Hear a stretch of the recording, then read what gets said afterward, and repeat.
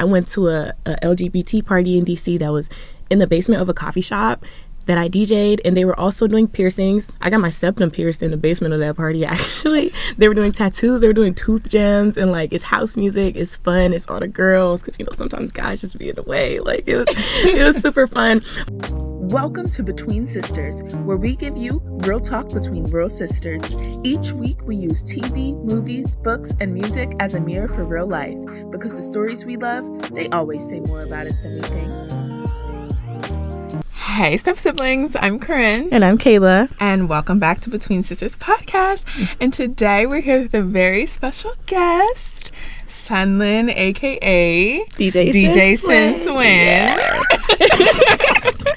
And that's what we're going to be talking about today, DJing music. Because, you know, we take pop culture and connect it back to real life and like the experiences that we're navigating. So one thing that we're going to start asking all of our guests at the beginning of the episode is, what's something that you've recently watched, read, listened to that you related to something in your real life from it?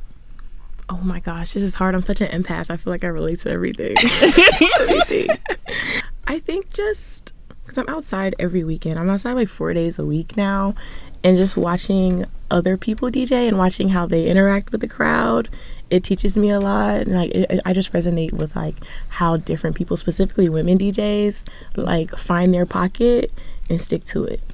I love that. Yeah, love that. Okay, so your name is DJ Sinswin. Yes. Okay, and your tag, which is iconic, is since when Sunny started DJing. Mm-hmm. So take us back to when you started DJing. Like, what made you start DJing in the first place? I just love music. Like, ever since I was a kid, my mom collected CDs, which she also gave me for Christmas last year. Shout out to my mom, because that was so cool. It's like Keisha Cole, Akon, like Mary Mary, all like 80s, 90s, 2000s music. Period. That's just always been like an obsession of mine. But I'm becoming extroverted, but deep down super introverted, so I never really thought about like putting myself out there like that. So I bought myself a little turntable. It was a tiny little 2-deck board that I was just playing around with at home when I had a roommate, our best friend Kristen. And one day Kristen came home and saw me like just playing around with it in the kitchen and was like, "Since when did you start DJing?" And I was like, wait. That's kind of tea. So I literally had Kristen sit down and record that tag then and there. And she's like, "Since when Sunny started DJing?" Super cute, super tea. I also had Corrine do one, and our other friend Lindsay did one, because, you know, I'm keeping it in the family, keeping it in the friend group with my girls. But yeah, it was like October 2024. It's almost been 2 years, and it's been super fun. Amazing. And it's been so cool as your friend to see you evolve and grow in this space. It's been very fun to see. It's a cool journey for sure. And from an outsider, I feel like it's been cool. Thanks, girl. I support. I definitely support. I feel it. Thank you. Can you take us back to your first DJ set? Like, what was going through your mind? Because I feel like a lot of times people think DJs are just so confident, so cool. Like, what was really in your head? It was a mess. Oh my gosh. Because I started for fun, and I was just posting stuff literally for fun until this one guy, a friend of mine, swiped up and was like, "Hey, what are your rates? I want to book you for this event in like 2 weeks." And I was like, "Oh, I have no rates. I don't even know what you're talking about." Had to ask one of my other friends who DJs like what my starting rate should be or whatever. So then it came down to the event. I was feeling pretty confident because like I was doing good at home practicing. Mm-hmm. Then I get there, didn't have the right like wires to connect to their board, and my software also wasn't compatible with the board that they had. So I had to download Serato, which is what I use now. I was on Rekordbox before. If you're a beginner DJ out there listening, get Serato. Do not start with Rekordbox. So I had to learn how to use Serato on the spot. Wow. In front of a crowd of people. I was panicking, but I feel like a lot of softwares, like the way that it's set up, you can kind of just figure it out. But I was stressed. I was panicking. They had a photographer taking pictures of me, and there's just one picture that I use to this day because like it's cute, and like I was very serious, straight face, and it looks like I was just locked in, but I was really like fighting for my life. I was so scared. I could not smile. Like nothing was funny. Like I was literally just I know what picture you're talking about. It looks so cute. Like, she looks cute. And everybody's like, "Oh, I love this picture. You look so locked in." I'm like, don't believe the internet, like, because it was not locked in. But I feel like I'm one of those people that works very well under pressure. Mm-hmm. So I figured it out. And then from then on, I was like, let me really lock in and learn like multiple softwares in case this happens anywhere else, and like I can be interchangeable using different things and like not be setting myself up for failure again. But yeah, ever since then it's been better. But that very first one, I learned a lot in like the first 5 minutes of me trying to set up. I was like, because then you don't want to like inconvenience the DJ that's before you. But luckily, he went to Howard. It was DJ K Dime. Shout out to him. He gave me one of his wires to use. He told me what to download, what to use. So, like, thank God for networking. Thank God for being a friendly person, because if he didn't like me, like, he would have just been like, I don't know what to tell you. Right. Figure it out. But he did help me. He put me on, and it's been up since then. Yeah. I also feel like knowing you're the type of person that can adapt to any situation. Thank God. So that was ridiculous. So that, I feel like, is why we see that picture, for example, and think, oh, she looks so locked in and calm and collected, because you can just move into different situations. And you're a smart girl. You just got your master's. Okay. So, the smart girls figure it out. We figured it out. Okay. So you've done some really incredible events and experiences. You did like Trap Orchestra, and you have your YouTube series set with like curated playlists, and you're DJing regularly for like 31 days and all the things. Can you talk about the different worlds that you've stepped into as a DJ, and something that the different spaces bring out creatively with all these cool different types of events? Yeah, shout out to 31 Days. That's the family. That's my home team. Love them. That's who booked me for that first event where I was going through it, but they saw the potential through all the struggle. So like, they've also been watching me grow, and they've been really supportive, and that's great. I feel like in DC specifically, like, there are a lot of different crowds and a lot of different events, and I'm versatile. Like, I was born in Atlanta. My mom's from Barbados. My dad's from Baltimore. So it's just like a lot of different fusions of culture and music. So like, I do get asked to DJ a lot of different kinds of events.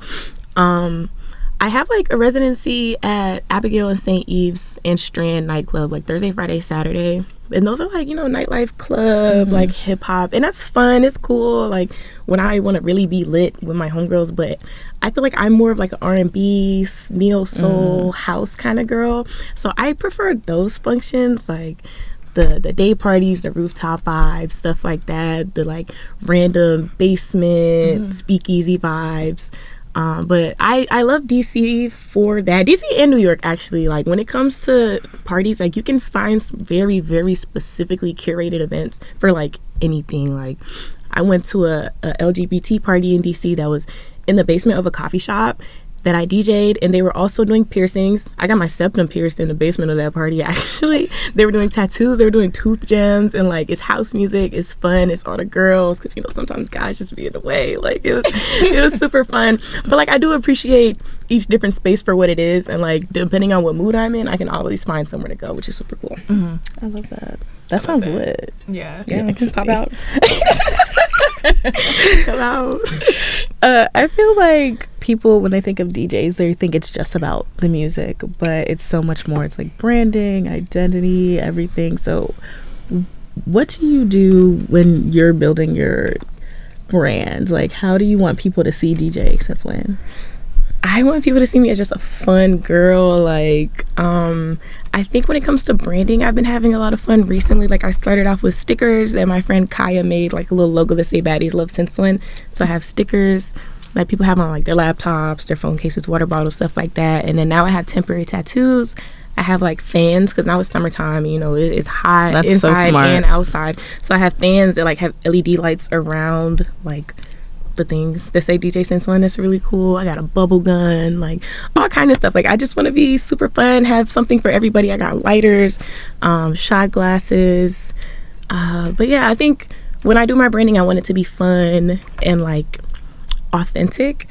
When it comes to like certain events and someone's trying to book me for something and I look at their page and they have like AI flyers, I lean away from that, because like, I don't want to associate myself with laziness. Like, I feel like that's lazy. Hire a graphic designer. There's so many Black graphic designers you could book. Why are you on ChatGPT? I'm like, oh, make this flyer. It's like random cartoon people with 3 arms. Like, what are we talking about?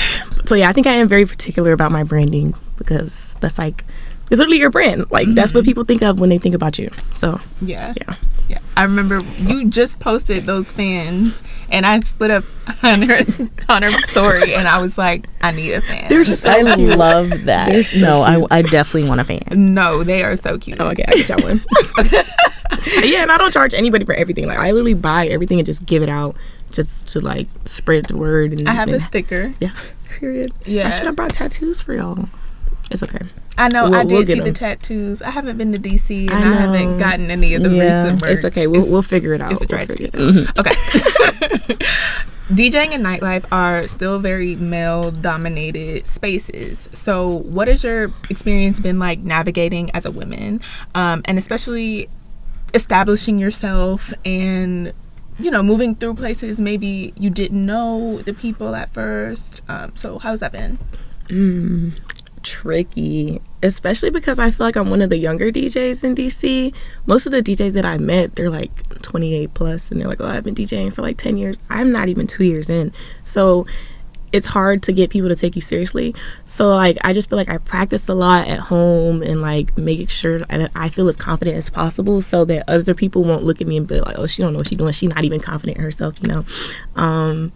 I will say some male DJs, I don't know if it's intimidation or what, but like they're kind of standoffish, don't talk too much. But I feel like in my experience, most of the guy DJs that I've met have been super cool.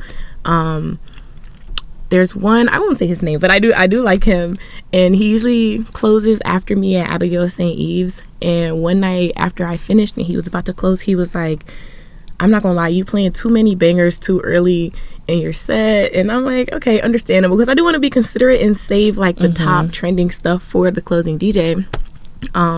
But instead of just telling me that and like being salty about it, he's like, let me see your laptop. Takes my laptop, plugs his USB in, and gives me like a whole crate of music that says like for DJ Since When. And so it's like a bunch of like like R&B or like like Fetty Wap that'll still get people lit, stuff like that. So I was like, that was really cool. It depends on the person though. Some people are not that willing to like share, because part of DJing is like doing your homework. You have to find your own music. You got to pay for your own files. So I feel like that was super cool of him. But yeah, I think I'm just like a friendly, nice person, and I always just put my best foot forward, so nobody really has like a reason to be stiff on me. But I also understand, like, since I just started pretty recently and I'm booking some pretty decent events, why people would want to be like kind of stiff. Listen, favor ain't fair. You can't make everybody happy. Like, it is what it is. I'm just doing my part. You're like, I'm just living my life. Yeah. I'm just being me. Sorry, I'm T. Sorry. That needs to be on a t-shirt. But I'm screaming. have there ever been certain times where you walk into a room and you feel like you were just underestimated? Like, how do you walk in and not let that shake your confidence? I'm trying to think of a time. I really can't think of one. Like, I will say that very first event, I felt like people were looking at me like, who is she? Because that was literally like the first time I ever been outside. But also, like, I feel like I'm pretty known in DC because of the way that I network. Even before I started DJing, like, I was a hairstylist, all kind of stuff. So I think it's pretty easy for me to walk into a room and demand attention. Like, that's just something instilled in you from Howard. Like, everybody's somebody, so you better set yourself apart. I think a lot of like my style, I like to accessorize a lot, like a lot of dangly jewelry, stuffed animals on my bag, chains, stuff like that. There's no way for me to walk in and really be underestimated, because you can't really look at me and be like, who she thinks she is, like, who's that? Like, I know who I think I am, you know who you think I am, and then that's just that. That's the tea. That is you the know tea. who you I had think to rewire my am. brain. Like, I saw this tweet one time that was like, how are you a loser in your own fantasy? And ever since then, Yeah, I'm like, right. like, why would I think, oh, they're not gonna like me, they're never gonna book me again? Yes, they will. Like, thinking like that will put that energy out into the universe, and then it's your own fault. So that's something that I work on a lot mentally. Yeah, and I love what you said, because I say that all the time about Howard. If the people who don't know, Sunland and I both went to Howard, and that's how we became friends. When you're there at Howard, and other HBCUs too, but For sure. this was Shout out BSU. Right. This was just our experience. But everyone has something going on. Yeah. And I feel like you aren't that girl or that guy if you can't walk into a room with other people who are popping in their own right and you're still popping and confident about yourself and this, that, and the third. Right. So there's something to be said. Yeah. Absolutely. Okay. So social media plays a huge role in like creative industries now. How do you deal with being visible as a DJ and then like your personal brand? Do you feel like you merge those together, or are you kind of on as a DJ and then off as? They definitely merge, but the reason why I didn't use my actual name when I started DJing is because I wanted to build something separate from myself in a way. So like I have a separate page for when I'm DJing. It's literally just at DJ Since When, and then I have my main page just for me. Like I have my DJ page in my bio, but I tried not to post flyers on my main page. Like I try to keep all of that separate because I don't want it to seem like I'm like leeching off of my main page. But like on my stories I will, like I'll post like all my events, my lineups. Because, like, you do have to market yourself, unfortunately. Like, you have to use social media. As much as I be wanting to delete Instagram and go off the grid and be mysterious, you can't. Like, there's the entertainment industry as a whole is so oversaturated. You can't just, like, build a brand off the strength of yourself and, like, just being outside. Like, you have to be posting. You have to have traction. I'll post little videos on TikTok. I could post something silly like how I started. It was, like, I was mixing like Caribbean music with Billie Eilish. Like it was so random, but like it sounded good and people started asking me my rates. Like if you could post something that you're not taking seriously at all and be fully booked within a year just because of social media. So like it does play a pretty big role, but I do try to keep it separate from like my personal life, even though it kind of is becoming a lot of my personal life now. I don't want it to like take up too much of my life. Yeah, I get that. I'm struggling with that right now with our podcasting because I'm like, okay, I never posted on social media a lot before, and I feel we've been talking about how we're like we need to post more. And we post a lot on our podcast page, but we're like we should probably post more on our personal pages as well. I feel like at least starting out, I would recommend that, and then I think over any other app, TikTok for sure, because that algorithm is crazy. Like you will find your people so quickly, like using the right hashtags, posting over the right audio, talking about the right stuff, and like y'all are doing pop culture, like y'all are doing the stuff that people want to hear about. So I feel like that would, like, you kind of have to. Yeah. That would be a great move. So that's what we've been struggling with. You know, I'm like, oh, like I'm in my little bubble, but you know, it's like you can't be in a bubble for it. So unfortunately. Right. Literally, I'm like, I made a TikTok for my dog. You're telling me I have to get in front of the camera now? Yes. Oh, okay. But gotta do what we gotta do. The girls will love it. Yeah, they would love me, but no, let me stop. What do you think makes someone a memorable DJ besides like technical skill? Because there are DJs, you know, they can just play music, but there are people who really create those like vibes and those like viral moments that you see. Like, so what do you think makes a memorable DJ? I think somebody that could just watch the crowd and see which way they're leaning towards and lean that way with them. But also, I don't know if this is an unpopular opinion or not, but I feel like a lot of the experience comes from the host as well, like the MC, whoever's on the mic. I love when I have an MC because I'm an introvert. Like, I'm not talking on the mic. And a lot of venue, like, staff kind of, like, try to beat that into me. Like, you need to get on the mic. You need to be talking. And I'm like, I'm sorry. Like, I'm a DJ. Like, I'll practice, but I'm too shy to be on the mic. Like, we got some birthdays in the house. Shake your ass. Like, it's just not what I want to do.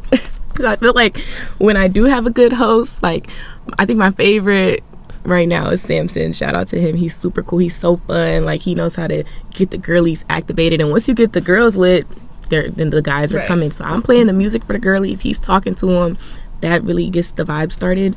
But, like, that aside, I just think being different, like, I think DJs that can scratch are super cool. That's still something I'm working on. My God, it's like I can't. I'm more of like a blend wordplay kind of DJ. But there's like so many different skills and pockets that people have that I think make them memorable. So it really depends on what your style is. And then I think not playing like just what's popping, like you're in a club and it feels like you're scrolling on your For You page, like you just hearing all the same music that you hear on social media. I like when people play like throwbacks that are so old, they wake you up like a sleeper agent. You're like, I didn't even know I still knew the words to this song. Like stuff like that I think makes DJs really memorable. I love that. I agree as a consumer. Yes. Like when you are there and they play something and you're like, oh snap, then everyone gets up. Yeah. Because, you know, and like our friend group, we're the girls who like to come and sit down, and then we like to get our drink, and then we like, you know. You gotta warm up. Right. You gotta warm up. But when you play something and everyone's like shoots up, it's like the energy in the room changes. After that, you're going. I don't know. As a consumer. Okay. We're going to do one more question, and then we're going to do like a rapid fire. Okay. So what's something about nightlife or DJ culture that people glamorize that don't fully understand it until they're actually in it? I think glamorizing the pictures that come from the photographers, where it's like, oh, there's so many baddies there last night. This is all on purpose. Like, they're like, for the guest list, nobody ugly should be on the list in like the group chats behind the scenes. And like people think, like, from looking at it, like, oh, it'd be hella baddies there. It's like this because there's like kind of no choice. They be bullying people, kind of like similar to Miami vibes, where like they won't let certain people on the list, or let certain people get in because they're too big, they're too dark, this and that and the third. And it's like, from the outside looking in, you just see all these pictures and videos and everybody's tea, but then like deep down, like when you really know what's going on behind the scenes, it's like, like this is kind of unsettling. That's one reason why I don't love nightlife as much, like club nightlife, as much as I like a chill, like house vibe, R&B vibe, because like they let everybody enjoy the space. It's just, it's music. Like, why can't everybody just have a good time? That's definitely one thing that I think is glamorized for sure. Wow. Yeah. That was a good one. Yeah, it was. That was really good. Sorry. No, because it's a problem, especially in bigger cities. Like you said, Miami, like it's a real problem. People cannot get in. You always see those videos come out from Miami. Like that's a really hot spot. And as much as I be like, oh, like, who y'all think y'all are? This isn't Miami. I shouldn't even be able to say that. Like, no place should be doing that to people. We all just want to have a good time at the end of the day. Like, why are we secluding people based on things that they can't even control? Like, it's teetering the lines of something that I don't want to get into. And we'll save that. I don't know if that's just the Howard grad in me trying to connect everything back, but think about it. Okay, now I have to bring up that tweet where it was like, I'm tired of partying with Howard girls because they're in the bathroom arguing about slavery. Literally. I had a friend get drunk at a Howard party one time. She's like, I just miss Rosa Parks. I'm like, are you serious right now? Like, what are we talking about? You did not know that woman. It gets like that though, for real. It does. Because don't get me talking about Harriet. Okay.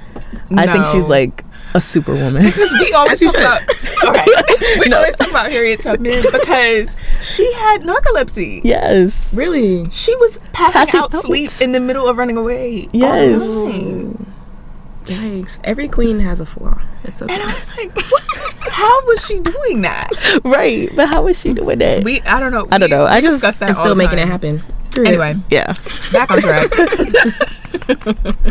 Okay, we're going to do a couple of rapid fire. Just like think of the first thing that comes to your mind. Okay. And then we'll get into Sister Sound Off. What's one song that will make you lose your mind every time? Ooh, I really like Charlie XCX. I love it. I feel like I hope people don't hate that I play that at almost every party I DJ, but it's timeless and like it always works. Like, it doesn't matter how dry the crowd is. It doesn't matter if it's like mostly black people, mostly white people. Everybody's gonna get up and have a good time. Men, women, everybody loves that song. Yeah, that's a dope song. What's the best crowd you've ever had? I think the best one recently was Bullpen. Like last week or the week before, it was raining, but they give out ponchos usually when there's rain expected, and everybody was still vibing. Like, they did not care that it was raining. People were still dancing in their ponchos outside, rain fully pouring down, and it was one of my friend's birthdays, so we were up on stage. She was lit.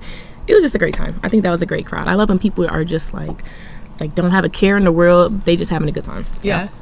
I love that. Okay. And bullpen, you can't go wrong. Love bullpen. Literally.